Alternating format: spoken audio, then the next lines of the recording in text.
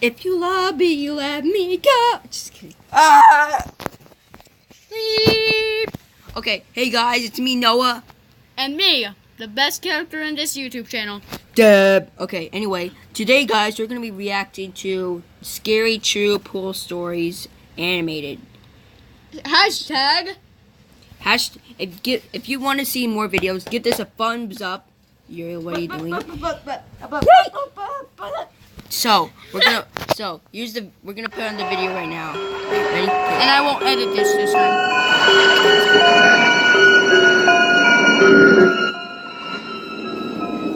It was approaching the end of summer, and my friends and I wanted to do some cool, mischievous things before going back to school. You just put it. So, we had the genius idea one night to sneak into a nearby community pool. It was actually only a couple blocks away. It's right smack in the middle of a residential area. So instead of sitting on a main road or something, it actually just sat around a bunch of houses on a quiet road. During a hot day, the little parking lot would be full and the spot would be bustling. But at 1 in the morning, the place was of course dead. There's obviously a big fence surrounding the whole front entrance, as well as a cage that gets closed up when the place closes. So our best way was to get in through the side. We snuck into the backyard of a neighboring house and hopped the fence over to the pool. It was as easy as that. The four of us took off our shirts and jumped into the pool, which in retrospect wasn't smart, since any of the neighbors could have heard the splashes and just called the police. But we were dumb high schoolers. It was very, very dark within that whole enclosing. This pool had no lights, which is why it closed at sunset.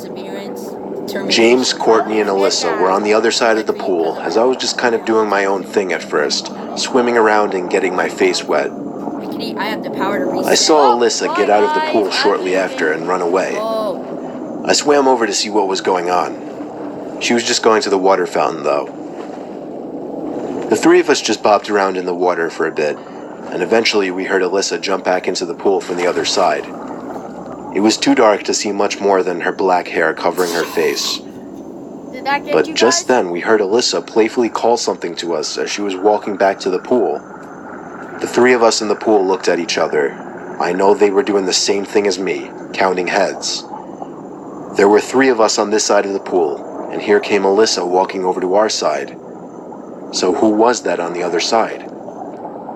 Alyssa got in, but the three of us were distracted, looking at the head bopping around the water across the pool. James said across the pool, "Who is that?"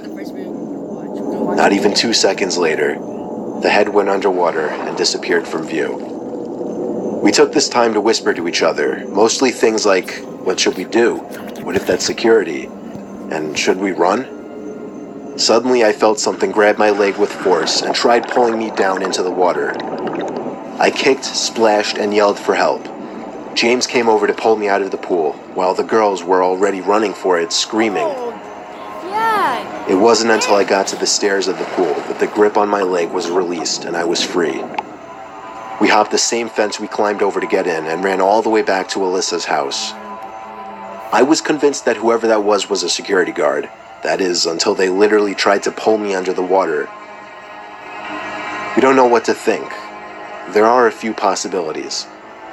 Maybe it was just another kid messing with us, maybe it was a security guard who went way too far, or most likely, it was a dangerous person who had ill intent.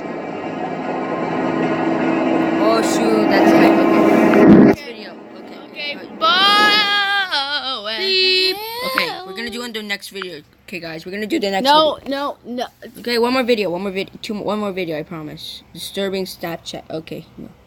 We're gonna be watching The creepiest thing okay, ever. Scary field trip horror story. The creepiest thing ever. No, Wood's face. Oh shoot! Back in high school, I took a mysteries and mythology type class, or something like that. I don't remember the name of the class. It basically just had to do with real life mysteries and creepy shit. I was into that kind of stuff. I was taking the class with a good friend, who I'll call Ben for this story. The teacher of the class took us on a field trip to a nearby abandoned village with an unknown past. The village was built in the early 1900s, but seems as though it had been quickly abandoned shortly after it was built. The bus ride there was about 20 minutes. All of us were glued to the bus windows as we pulled up some sketchy-looking, decrepit road cutting through dense forest. The road eventually led to a clearing. We were there. We stepped out onto the road, which had grass growing through the cracks.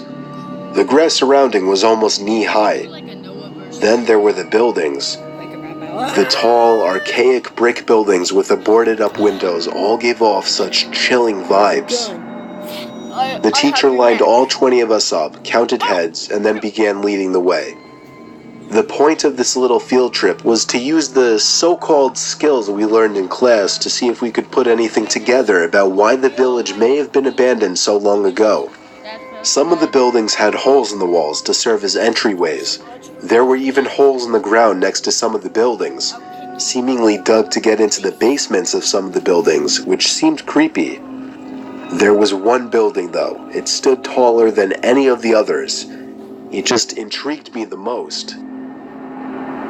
While the teacher was leading the group towards the village church, Ben and I decided to sneak off on our own to look for anything interesting.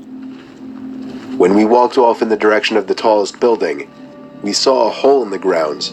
It was dug by the back door of the building, which had been sealed off. In the hole was a ladder which led down to the concrete floor below. We both looked at each other and knew we had to do it. Ben climbed down first, then me. Luckily, this was just around the time Apple started putting flashlights on their phones, so we had a source of light. It was creepy down there. There were a couple of beer bottles, one graffiti tag on the wall, and dusty wooden planks everywhere. There was a wooden stairway which led up to complete darkness, since all windows and doors had been sealed shut from above. We had already gone as far as to enter the building, so we figured we'd go up the stairs too. I went first, and with each step, the creakiness of the 100-year-old wood made me feel as if I was going to fall through each and every step. Ben followed suit. This floor of the building was very tight. It seemed like there were many openings going off into different, smaller rooms. It was so dark in there, you would never even guess it was daytime. Ben and I were honestly starting to get creeped out in there, and agreed to go back outside. But just then, there was a noise in one of the tiny rooms, like a big rock hitting the concrete floor. A normal instinct would be to run, but Ben and I froze, locked eyes for a moment, then both tiptoed over to the opening of the room. We shined the lights into the room and ran. We ran back down the stairs and then up the rusty ladder back outside. We caught up to the group out of breath. We didn't say anything, though, to avoid getting in trouble. One of our classmates asked us what was wrong. We told him we snuck into one of the buildings, and in one of the rooms, when we shined the light into it, we saw 3 guys standing maybe 10 feet away from the doorway, facing Ben and I in a weird formation, as if they were waiting for us. As we continued following the group, we paid extra attention to the tall building we entered from the distance, and before leaving, we saw a person's face at one of the higher level windows that had not been boarded up. We never told the teacher in fear of getting in trouble. We didn't know what to think. Were those just homeless people living in there? Were they gang members in hiding? Ben freaks me out with his theory. He says they were ghosts of the people who once lived in the town. Still, the way the 3 guys were just hauntingly standing there so calmly, staring at us the moment we peeked our heads through that doorway, I still can't get that image out of my head. I may go back to that village one day, just to prove Ben's idea wrong.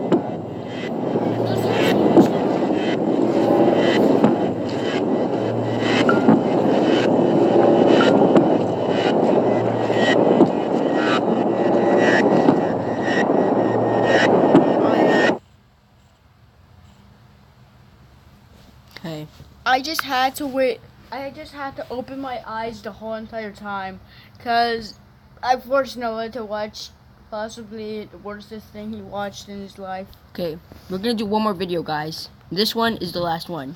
Creepy ghost hunting story animated. Why do we have to do 3 videos? Just the last An one. official message from Medicare. Medicare cards are changing, but con artists, they never change. So what can you do? I'm gonna rip Creepy ghost hunting story. Okay, here we go. Ghostbusters! Okay, stop. This happened about 5 years ago when I was 21. Me and my friend Seth got into this app which showed you ghosts. We'd go out ghost hunting, but nothing much would happen. Sometimes a dot would appear on one of our phones and it would say random words. We would ask, "How did you die?" Stuff like that. And sometimes the answers lined up, but it was mostly random. One night, around 2 a.m., Seth suggested going to the cemetery to see if the app picked anything up. I was hesitant, but I nervously agreed.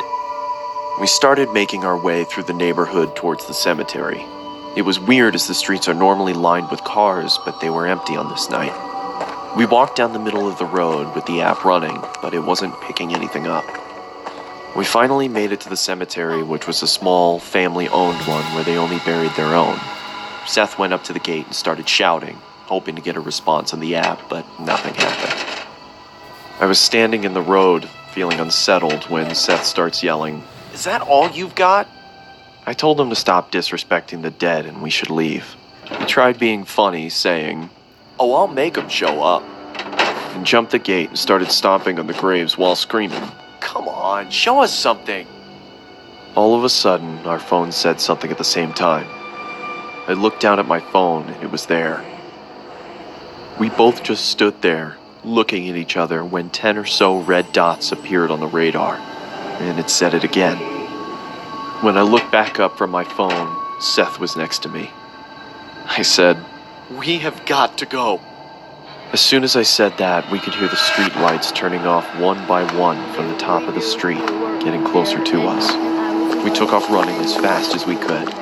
We got about halfway into the neighborhood before running out of breath and having to stop. That never happened. I felt like I was going to throw up from being scared and winded. Then I heard my phone say something. It was muffled, but I knew what it Not said. that type of person. Being too scared to look at my phone, I looked at Seth, who looked terrified. You're this guy. He nodded at me to get my phone out, so I slowly pulled it out and it said my name across the top. I turned my phone off and said, "Screw this, I'm done." We made our way back to my house and had a cigarette to calm down. We were talking about what just happened, almost not believing it, when I heard my phone again. This time it was my sister's name. We just stood there, frozen, not saying a word, when it went off again and said my brother's name. I took my phone out, turned it on, and deleted the app. I asked Seth to stay the night, but he refused. I can't blame him. When I finally got to sleep that night, I dreamt a muffled voice repeating a word over and over. I started to wake up and the words became clearer. My phone was off, with the battery out. But when I turned it over, it was lit up with the app running.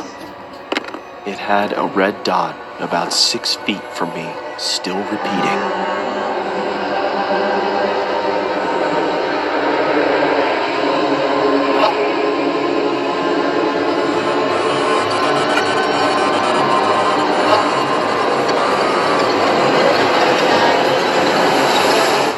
I freaked out.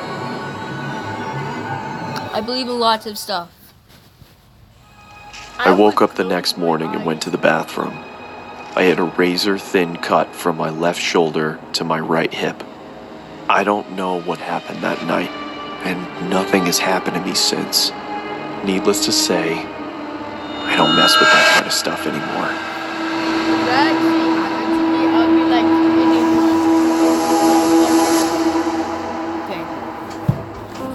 Okay, guys. Thank you to XP Pen for sponsoring this video. This animation was made using the Artist 22E Pro. For more information, please check the video description.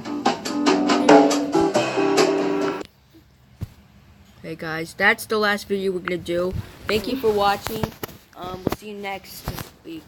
Yeah, see ya with Scaredy Cats and your favorite YouTuber. Bye.